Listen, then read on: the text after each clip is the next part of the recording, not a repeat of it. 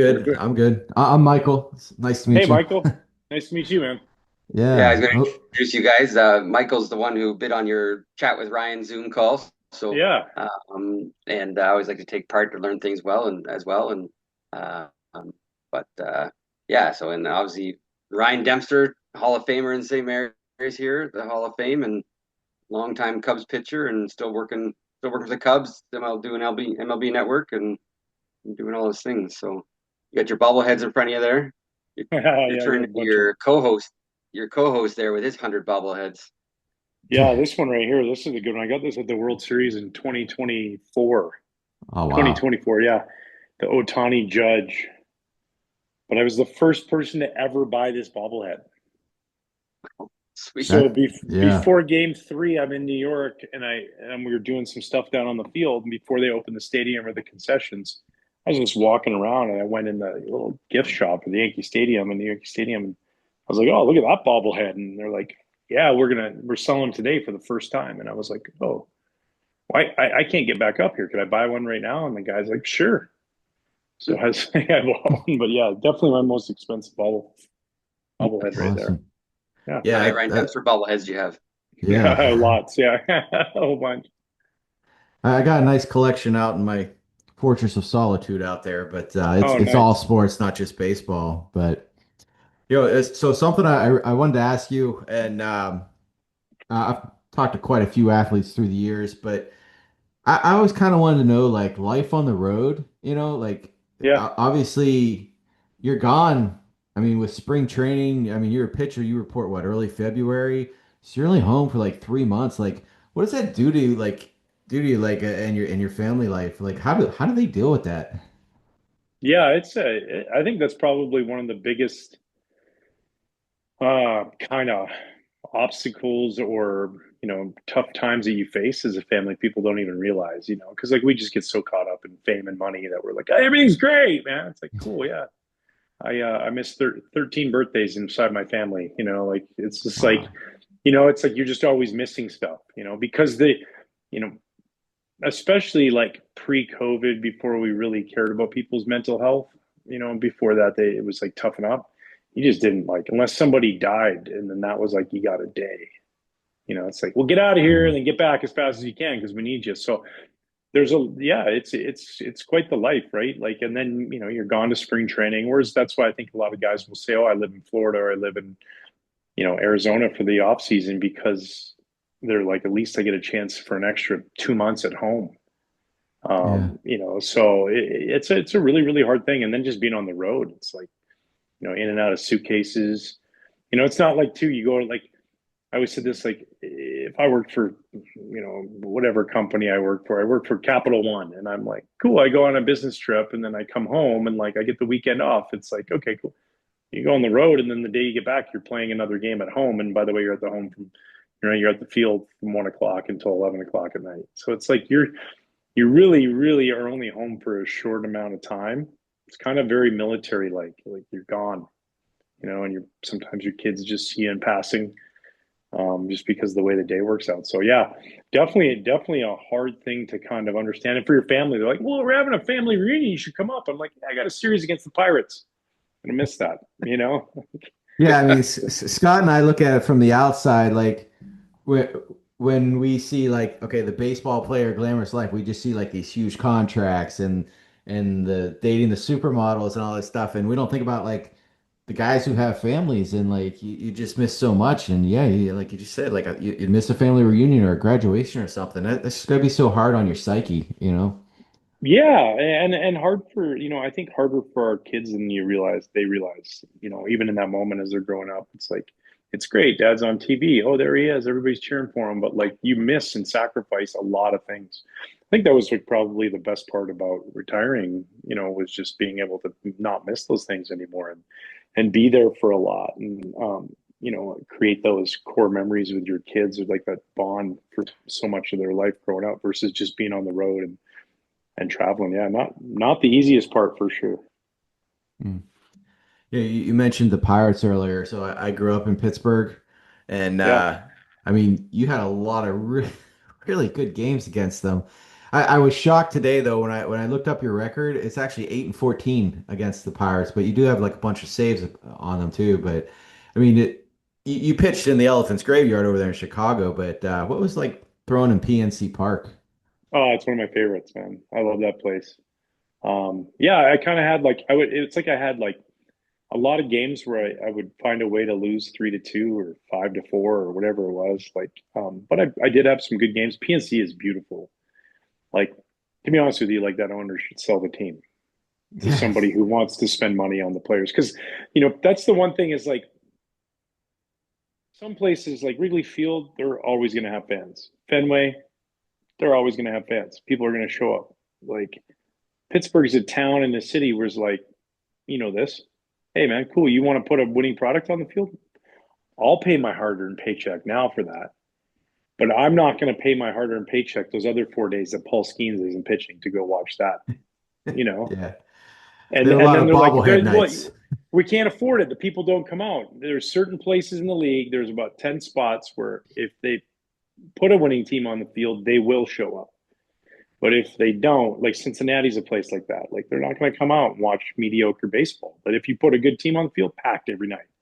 And that's how Pittsburgh is. They're. I mean, look at them. One of the best football fan bases in the whole entire NFL. The hockey fan base is huge. Like people show up. It's just they just don't want to show up for crap. They'd much rather start a men's league game on the back diamond where they can drink their own beer, pay the same price for a 6 pack as they would for one beer at PNC Park to watch guys that they kind of questionably think they can play better than. So, it's like one of those things. But they have this window now, and I know they're trying. And like that's the biggest thing that I think teams mess up is like they tried to sign Schwarber, right? Oh, they offered him 4 years, 100 million.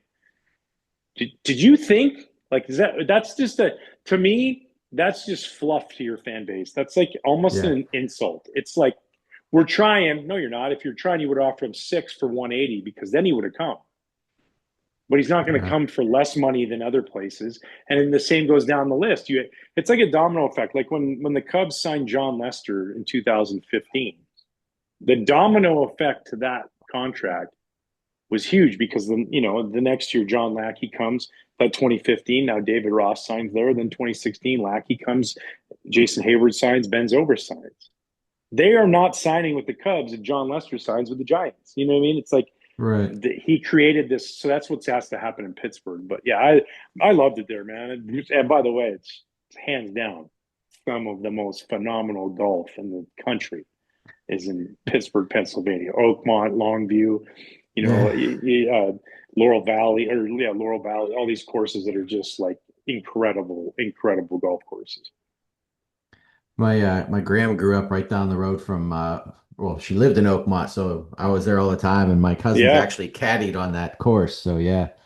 we had Yeah. one of the greatest days ever. We had a day off there. We played a night game in Houston, and then flew in on a Wednesday night. Had a Thursday off. Played 36, walked 36 holes at Oakmont, and there was like 6 of us. We had 2 members take us out, and we just had the most incredible day. And then I remember Ted Lilly and myself and his agent Larry O'Brien, rest in peace, they were we were on the putting green and we were betting $100 a hole on the putts, right? One tie, all tie, one tie, all tie. Just keeps going up, and we're putting from like you know hundreds of feet away. Like we're just as far away as we can get from holes, and it's like and I make this like 140-foot putt. And I think at the time we were at a 12-hole push. So each guy, I think it would be 1,200 bucks. And Larry O'Brien, Ted's agent, that putting green was right there in front of the clubhouse. People were like eating. And he just drops the biggest F bomb. I'm like, are you fucking kidding me? And he's like, oh boy, I don't know if we're ever welcome back here. It was so great. Yeah, worth it though. Yeah. Where do you live now? I'm in Tampa. Yeah, a little north of there, and I've been down here since 2004, actually. So it's been a Okay. while. Yeah. Yeah, my life's been split. I had some Rays season tickets for a while, um, but I had already canceled them by the time you got to Boston, so didn't catch you for any games down here. But Yeah. yeah, that's another team that won't spend. So, and that No, was and they why. try. Like, I will at least say this, man. Like, this is the other thing though. Like I hear what you're saying, and they literally can't because that's a different fan base. Tampa, no, they're not going to come. The only people who are coming to Tampa games, Yankee fans, Philly fans, Met fans, because they all retire down there and like, hey, our team's in town. Like nobody's a true Tampa fan because you might start to get that now because you got this generation now that's older and Yeah. they've been there long enough. But like they they try at least with like Longoria and they did it with Wander Franco before all that stuff went on. But like they at least see something and say, okay, that's our young player. We want him here. Let's make the effort. Pittsburgh's like, that's our young player there. We just can just pay him as least as we can until he's a free agent, and then we'll trade him and try and get some new players. So, like, at least they do give a run at some of their young players and lock them up. And whatever they lack in that, they sure make up for in player development. They know what they're doing. Yeah. Yeah, they actually did kind of well this year because the games were played in Yankees spring training Yeah, building. So I think yeah, that helped a lot, but I know they're back in the Trop starting this upcoming season and like if you put 10,000 in there, which is I mean that building is like football arena size. It looks like there's nobody there. And I mean there really isn't when there's 10,000, but like it looks even worse because of that stadium, you know. It's yeah, just yeah. insane. I always felt like if I'm the owner there, like, and I know it's hard to do because people paid money to sit down low, but like, go get everybody from the upper deck and just bring them down behind home plate. Say, sit wherever Yeah. you want. Go find Yeah. an open seat. Yeah. Yeah. Scott, I'm sure you got some. Go ahead. Hey, well, I just Ryan, I mean, input on the World Series. I mean, yeah, I know you watched every day. You're, obviously Canadian, so you're hopefully cheering for our Blue Jays. But just a general, as a baseball, Major League Baseball player, now commentator, give us your thoughts on the World Series. Oh, it's one of the best World Series I've seen in the last. I mean, 2016 probably. Then I would go to like 2001 maybe. The Diamondbacks Yankees. Like I just don't like what a World Series and like the amount of. It was funny. One of our research guys with the network was talking about it, and he was like, he says, what's really cool about this World Series, like you can find stats. He's like, we can always make up new stats. Most home runs on a Tuesday against left-handed pitchers. Cool. Awesome. Like we can keep making, different parameters to make a new stat. He's like, this World Series was like legitimate stats being broken and records being set that weren't, how do we make something up? Like Trey Savage beating Don Newcomb's record for most strikeouts, by a rookie in a World Series game. That's 1948 that record was set. Like that's crazy. That's 80 years later almost. The three home run 10. Otani in the playoffs. The three home runs with the 10 punch outs. Like stuff like that. Like you just had all these things, and then I just think you saw really, really an amazing job of Canada and Blue Jay fans showing up in like just such a positive way. Like that's what I heard from so many people at the network was like, man, people here in Toronto, you people are really nice, Demp. Because they hadn't been up to Toronto for a World Series. But the only person on our staff the only two people were Leiter, who played in the '93 World Series, and I Yeah. think Plesac maybe he was. I don't even know if he did. It was maybe '92, but he was with a different team, Philly. No, I don't Maybe, remember. yeah, he's with the Jays later in the '90s, right? So yeah, it Yeah. might be So, true. but it was just like you had this like just incredible. It was just awesome, man, and like that place was so loud and so electric, and like it just shows you how good the Blue Jays. They're going to be good for a while, and like I think now the fact that they're still chasing the carrot. I learned so much about just the culture there, and just kind of like how you learn as a manager watching John Schneider and like his humility of like, here's a guy who's almost fired. I mean, it was like on the verge of like we got to do something different. Chatter all over the place to like just going back to really what the core fundamentals. He said, I just trust my players, man. Like we got all these pieces of paper with all the stats, and we just find new ways all the time to think something's better. The scores aren't any different, you know. We're not sitting there Yeah. and like it's not like if you told me we had all this analytical stuff and I'm like the scores were all 15-12, you know, dudes were punching out 25 guys a game, guys were going 9 innings. I'd be like, okay, I get it. It's like we're going reverse. Guys are playing less, pitchers are pitching less. And it's like, and then you have all these teams who like all these analytical departments, and yet they just keep not making the playoffs. What better is it? Like, like if we didn't have any computers or any pen and paper and we just went out on the field, I'd be like, huh, Toronto Blue Jays is pretty damn good. They don't strike out. They put the ball in play, with two strikes, and like I'm all for jumping home runs. Go for it. But like on 0-2, you're gonna hit 0-2 homers off of Trey Yesevich? No. Like you're gonna hit 0-2 homers off of Yamamoto. Good luck. Ain't happening. And you see teams who they don't even try that approach. They're just like, oh, a swing, a swing, a swing. So that's what I really learned about Toronto during the World Series. That like, I mean, you're going against the biggest juggernaut baseball scene since the '90s Yankees. The late '90s Yankees, and they should have won that game. A bigger second, right, a bigger secondary lead. A more anticipated secondary lead.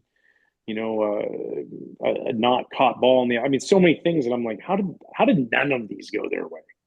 Not one of those breaks. And my heart hurt for them a lot because, I was happy for guys like Dave Roberts and Freddie Freeman and Mookie and those guys who I know personally, and it was great. And Glass now and these guys where I'm like, oh, this is awesome. It's tough to do. People don't win back to back. First time in 25 years it's happened. So, but I think it really shined a huge bright light on Canada and Canadian baseball, and like this, Scott, we're going to see a huge the ramifications of this for the future are so awesome because people don't realize that down in the States is like that's the one team across the country. You think about it like the Cubs, right? Big team, big network, tons of fans. They're getting 300,000 viewers a game. The Blue Jays get like on average during a regular season game, like over 1 million viewers. Then the playoffs, we're looking at 13, 14 million viewers across Canada. Like, that's half the country. Half the country's tuned in, to this game. And so what we'll see is now that trickle down effect where these young kids, that's what happened, I think about 92, 93, the Blue Jays, here they were winning. Well, myself and Morneau and Russell Martin and Gagne, and you go down the list, there's this cluster of guys who were teenagers or young, preteen there, who all of a sudden there was this Canadian flux 10 years later into the big leagues, Yeah. because of that. And I think you're going to see that. What you're going to see is you're going to see an uptick in Canadian youth baseball, and you're going to see an uptick in guys making it and having an impact in the major leagues because of what the Blue Jays just did. Scott mentioned you're born in Canada, so I mean, how'd you end up with a baseball and not a hockey stick? Yeah, it's a twofold thing. One, the skating rink was far from our house. We had a rink about 30 minutes away. Young mom, three boys. I'm the oldest of three boys. Mom, can I play hockey? Yeah, no. It's like I'm not doing the 5:30, 6:30, 7:30 a.m. practices before Yeah. school. And she didn't like to drive in the snow, and it just didn't make sense, But and also on top of that, I grew up right behind the elementary school where there was three baseball fields, and just down the street from Brothers Park where there's three other baseball fields, and we had a huge slow pitch softball kind of cult following on the coast.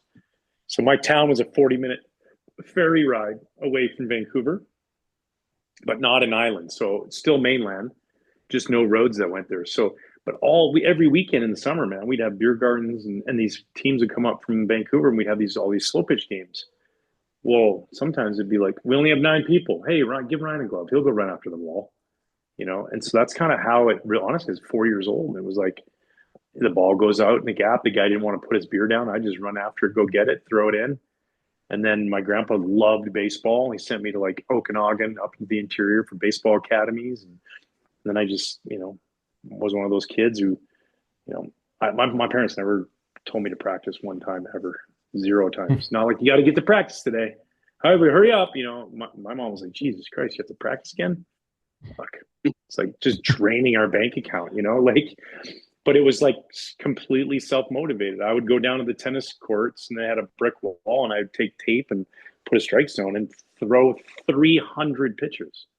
Wow. And everyone's like, oh, pitch counts are too high. Pitch count. No. Slow down. The pitch counts aren't the reason anybody's getting hurt.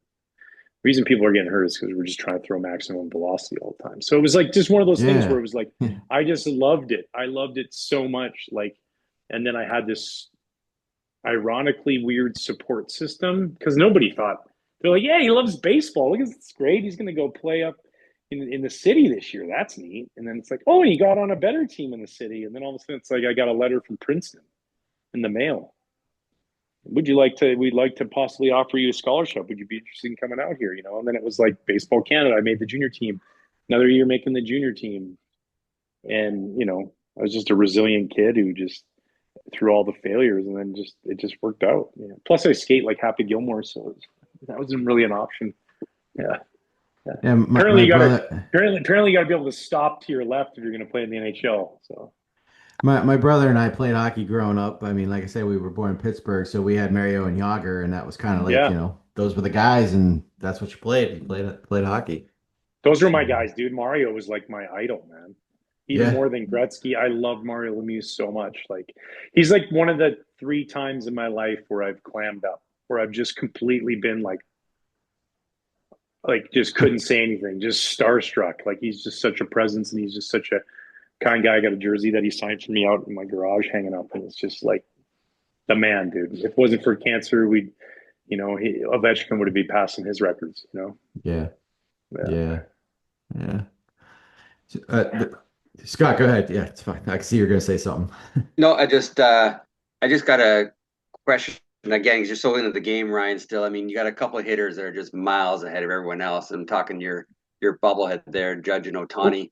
sorry. Five in the next 5 years, who you taking, Judge or Otani on your team? And saying just hitting wise, because I know Otani pitches too. Yeah, I'm probably taking Judge, just because I worry about Otani pitching that elbow goes again, and then Yeah. you lose him as a hitter. Uh, it's hard, man. It's hard. Like we saw, right? Like he goes 50-50, and then he's still 12 bags this year because he's trying to come back from his elbow injury. Like that's a that's a bigger ask than people realize. Like when people are like, "Oh, it's not that special," I'm like, "Yeah, you never pitched." Because I remember the day after a start not wanting to swing a bat at all because everything hurts. And like when you have a good game and you've thrown 110 pitches or 100 now, whatever it is, but like when you've capped out on your pitches and you've grinded and you've gone 6 or 7 innings, the next day, most of the time, it feels like you went like horseback riding and the horse bucked you off the horse. Like your back hurts, your shoulder hurts, like everything's sore. And then he goes out and hits 2 homers. I'm like, who is this guy? Like I think he's going to go down as the greatest player we've ever seen. I worry about the pitching. If he was just hitting, I'd take Otani. If it was just hitting, I'm taking him because of the speed factor too. But like, dude, like they're just, I mean, Aaron Judge, I mean, they just touch the ball. Like you watch them, we get the days of dudes like, even like, winding up and hitting, right? Like Hank Aaron just back and using all that big power, bigger bats. These dudes are just like, boom, homer. It's like the mechanics, the understanding their balance. They're so strong. They're big.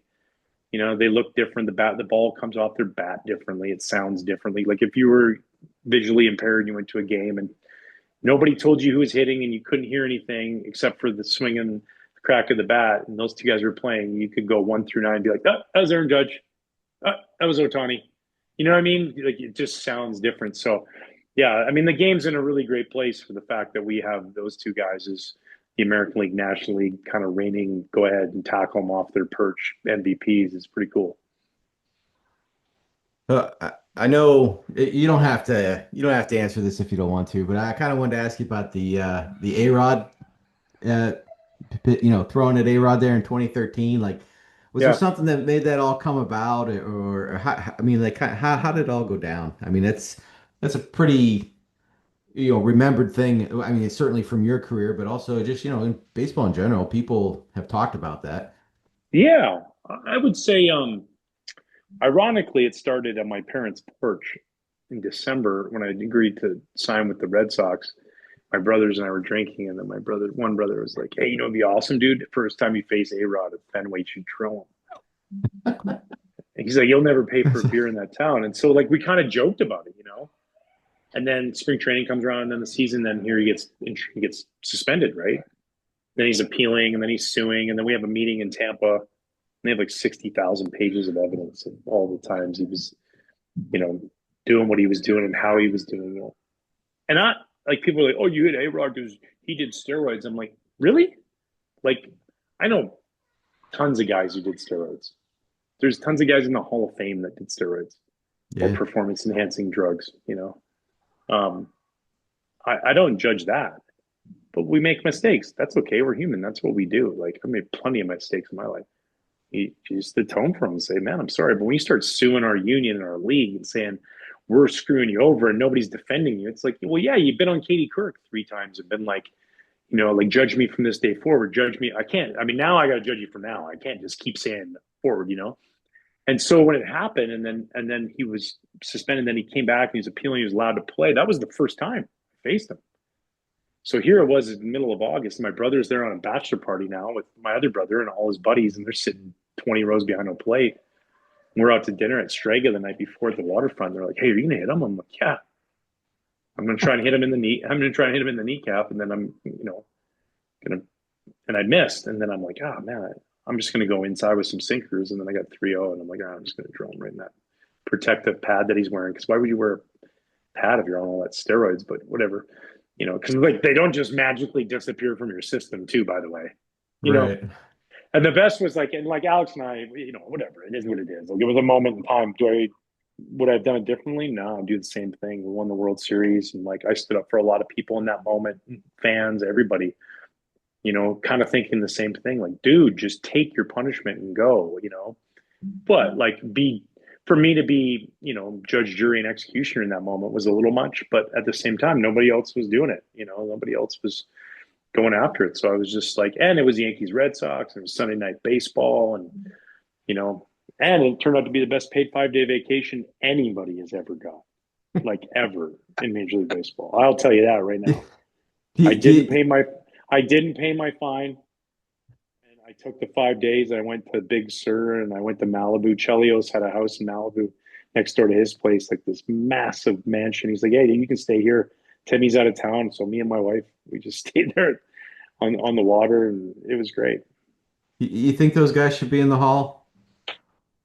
Um, I think that anybody who tested positive for any steroids after there was a steroid testing policy should not be in the Hall of Fame, because now you're blatantly just saying I don't care and I'm going to cheat. So like Before that, Bonds and never Clemens never should be in. tested positive for anything, Right. and a lot of that stuff was all pre 2003. Yeah. Like I remember taking the like you go in spring training in 2003, and it was like, okay, we're doing the preemptive testing, right? So if it's over 5%, we will implement a testing policy. That was the rule. So like even then, we know this is going on, but we're not really sure how much. So we're just going to test to see how much it goes on. You know, Hmm. and the thing was they said I wouldn't be surprised. I think I might have shown up on the list as testing positive because I refused to give my identification. And they're Hmm. like, well, if you do that, it's a positive test. I'm like, perfect, cool, awesome, mark me down. Well, you should test. I'm like, if this is random, by the way, why do you need my ID? Yeah. Because that's only going to come back. But also, like, there was a lot of guys who were doing that. They were like, cool, put me down as a positive because they wanted a drug testing policy. They wanted it implemented. So after that, if you tested positive, then no, I'm sorry. And if you've done it multiple times, heck no. But the guys before that, it's a morality thing, right? And like, I'm a big believer in that. I think that there's been this massive. What's up, bud? Yeah, what do you get? What's that? Okay, thanks. There's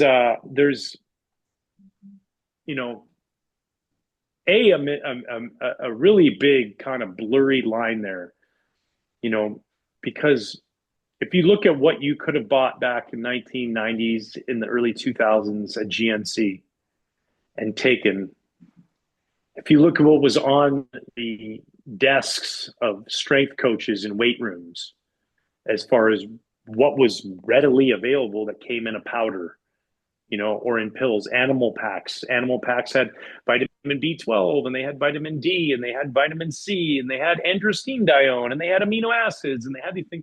You just got him at GNC. I'm just working out. Right.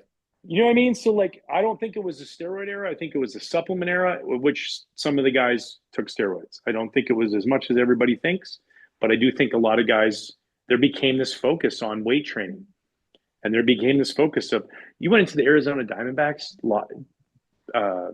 So like Randy Johnson, Luis Gonzalez hit 57 home runs. Everyone's like he was juicing. I go, no, he wasn't. I don't think he was, but I saw the supplements they were taking, and guess what? I tried some of them. Holy shit! You know, I couldn't sleep for 2 days. Like everything looked like as crisp as can be. They were like these, like, ephedra was the thing until that Vikings player passed away, and then they banned Right. ephedra and stuff. So there was all these things. Okay, now go before that. What was everybody in the '80s doing? They were blowing the white powder. You know, Yeah. you can say it's not performance enhancing, but I know Hall of Famers who stole 5 base or 12 bases in 5 days and never slept. Yeah. Doc You Ellis know, through that game on cocaine. yeah, Yeah, admits to it. Yeah. yeah. Well, like a lot of guys, right? Like those guys, Willie Stargell and all the, the guys in the Pirates back in the '80s, they all got busted because the Pirate was selling cocaine to everybody. Now, like if you're telling me they were dragging there, okay, here we go. Now I can play, and I like there was a lot of that. And before that, there was the '70s where guys were rubbing, Secretariat's horse cream on their arms, because it's like, oh, this feels so much better. Like I think there's always going to be some sort of we see it a lot less, obviously, because there's the risk of losing everything, but there's still always going to be people who are looking for an advantage. And if it's not in there, so yeah, I think to not have them in the Hall of Fame, I think is extremely arrogant about already in there and what they were doing. Um, but also like we can't deny the fact that what a whole era, like then like, and do we know that other guys weren't doing certain things because they didn't test positive, but this guy was on a list, but he didn't test positive, but he's on a list. We can't vote for him. He went to Yeah. Balco. Well, maybe when Barry like was going to Balco, I don't know. Maybe he thought there's nothing against this. Like, and I know like Dusty, like he had mentioned that a story where Bonds and I mean McGuire and Sosa were getting all the love. Barry had a big ego, and Barry went in and said like, "Hey, you think that they did was awesome? Watch me next year." You know, like Mm. what I'm saying. It's like, what do we do? It's like before when we didn't have like when people uh, you know did things that there weren't rules for, and then now we implement rules, and now we want to go back and be like, "Oh, you guys all did that." It wasn't a jaywalking fine before, but now there's one. So what should we do? Go to like the cameras and give everybody who jaywalked before there was a jaywalking. You know what I mean? Like, let's keep it Right. super simple. Like, if there was a drug testing policy and you tested positive for steroids after that or performance enhancing drugs, see ya. You clearly knew the rules and said you didn't give a shit. Before that, that was a morality issue that you had to deal with on your own. Some of those Mm. guys were going to doctors. So like Yeah. imagine the confusion, right? It's like I'm going to the doctor, and the doctor's saying, I can prescribe this for you, and this will be good. It's a doctor's monitored. Well, okay, sounds good to me. My doctor said it was fine. So it's Yeah. just it's a weird slippery slope, and I played against those guys, man, and they were really, really, really good. And I don't think it was all steroids. I think they were just really, really good baseball players. Yeah. Well, thank you for the half an hour, man. I appreciate it. Yeah, yeah, So, no, no, I appreciate you supporting Baseball Canada and doing this, and I love it. As you can tell, I love talking the game. yeah. It's so much fun, man, and I hope your Pirates for Paul Skeen's sake, man. So, I yeah. hope we don't waste that time, and they continue to try and figure out ways to be aggressive and get it done. Yeah. Well, last year I bid on I won an Ally of Frady signed hockey puck, so that was cool. Oh, no, dude, nice. Yeah. Yeah. You're Yeah, going you're going up in the world. Hockey puck to talking with Dempster. There you go. yeah, Fingers Well, crossed. I'm a big hockey guy, but yeah, yeah. yeah. He was like one of the first 100-mile-an-hour slap shot guys. He was, yeah, yeah. And Yeah. I actually turned around and donated to a charity event down here that we that we do. So it went to another good cause after that. So yeah. Yeah, I open hockey and baseball cards a lot, and I was in a break and I had the Maple Leafs and I got a sick Ally or Frady patch in there in this card out of the product called the Cup. It's like the big product and the Upper Deck does it. but the patch is like from game used, and it's like this wicked, and that'll be passed down to my kid. It's like the coolest card, and I'm like, I loved Ally Freddy, so that's a Nice. great story. Yeah, I like it. Awesome. All Right right. Well, on. yeah, yeah. All right. I'll let you go. All right. Scott, thank Yeah, you Yeah, for Ryan. setting it up. Yeah, I appreciate Ryan supporting the Hall of Fame. So that's cool. always, man. You're always supporting us, so I appreciate that. And Heck yeah. your Cubs traded my favorite future superstar in Owen Casey. So He'll be better off, man. He'll go rake down there, and he'll get to be, that's the one nice part about Pittsburgh. I had the same thing with the Marlins. We all got to play. It's the most yeah, important thing early in your career is playing time, and he's got a couple, who else is down there? Another Canadian kid, third baseman, or was, this right? yeah, Miami, Otto Lopez maybe Yeah, shortstop. well, Otto, and then the other kid, isn't there's one other. Miami. Yeah, I'm drawing a blank. blanking. I'm drawing a blank, but yeah. Yeah, No, I great kid, and I'm bummed that he's not going to be in Chicago, but I'm happy he's going to get a great opportunity, man. yeah, yeah. Yeah, You guys got a pitcher that hopefully help you. So yeah, exactly. and a lot of money on a third baseman. Oh yeah, So yeah, Yeah. yeah, That's why I'm waiting for the good. Pirates to get Suarez. We'll see. So There you go. Heck they yeah. already got Lau, which was nice, and O'Hearn. Yep, So we'll see. yep, We'll see. yeah. But All awesome. right, guys. All right. Looking okay, good. awesome, Yeah. Ryan. Yeah. Take Okay, care. Thank you so much. no problem. Thanks, Ryan.